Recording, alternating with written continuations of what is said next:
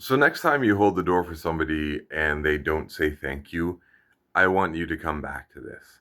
Living in Indonesia, in 2018, I moved from the island of Bali to the island of Borneo. And I went into a convenience store, as you do, and I purchased some things, and I was ready to leave, and I said, Terima kasih, which translates to, I accept your generosity, or I appreciate your generosity. The clerk working behind the desk said to me, Ditukar. Ha? Ditukar? It means exchanged. Exchanged, and it seemed like they were rejecting the affect of my expression of thanks. A man is on his way to work. In the middle of nowhere, he stops at a convenience store that he's never been to before.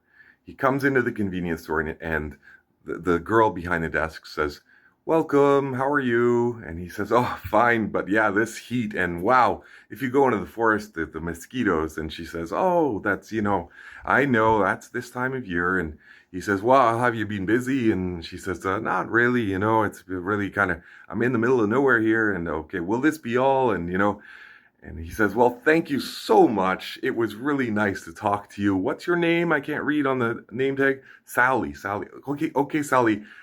And there's this obligatory gesture towards coming back. I'll see you again later. Catch you later. See you some other time.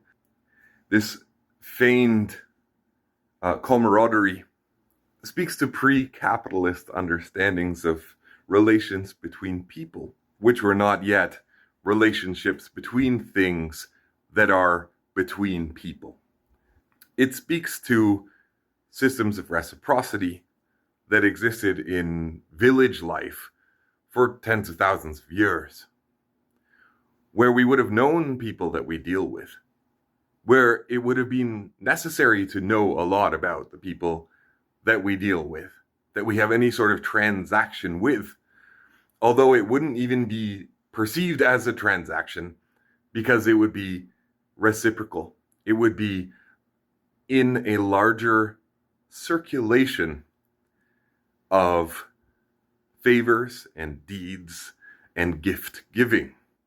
Through affect, phantom elation, through this feigned emotional charge, we have to try to communicate what has been lost through commoditization and exchange value. Now, this man heads down the road to the factory where he works. He goes into the factory and he works for 5 hours straight, and it's grueling. And he needs a break, and he also needs like a new screwdriver head, okay, for example.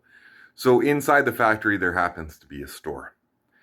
The store owner knows him by name. He's worked there 20 years. They go to company events, they go to company barbecues, they go to getaways. They're forced to go whitewater rafting. So you've got ink stains, you've got handprints, you've got that dusty smell. And the woman behind the counter with frizzy hair, she doesn't even really acknowledge him.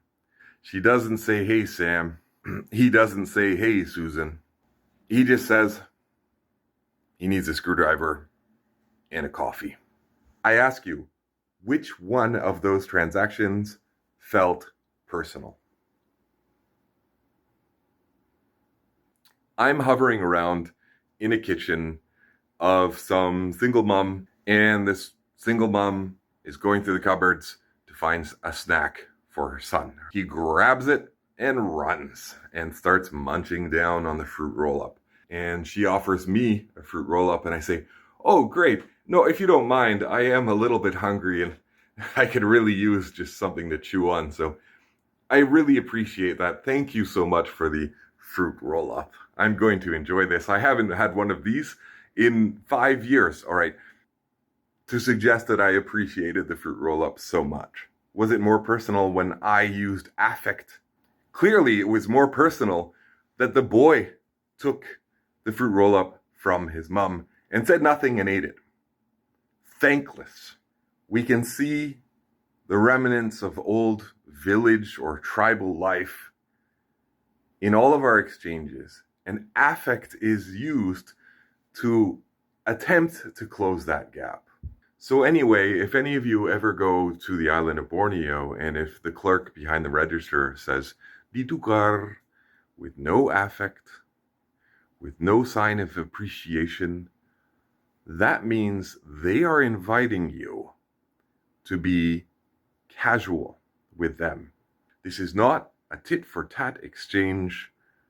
You will be back. I will be here. Warmth is not always warmth. The closer these people are to older systems of reciprocity, the less likely it is that they will feel the need to use affect, to feign emotion, and to feign connection, because they understand that you do this for them, they do this for you. Here in Korea, where I currently am, there is a little bit of a script that is a little bit rigid. Whenever you go into a convenience store, it's always 안녕하세요 or 안녕하십니까 or 어서오세요, 5,000원, and you pay and they say 고맙습니다, thank you. And you say 감사합니다, thank you. 안녕히 계십시오, goodbye. And it's pretty much the same every time. Trying to make things different in the West is a sign that you are individualizing the script. You are recognizing that person as an individual. Now in Indonesia, the script is even thinner. Selamat siang, good afternoon. Yeah, terima kasih. Or you say nothing at all, and you just leave. And I've observed many of these exchanges where people just leave. It is like a callback to old village life, where you can expect things of people. So when the anthropologist Wade Davies was in Borneo among the Punan Batu, he brought a cigarette, and he gave the cigarette to an older woman. She proceeded to break down the cigarette until all of the tobacco was equally distributed. Nobody asked for tobacco. The obligation to share was just a given. And in that situation, I think it's very unlikely that any of them even said thank you.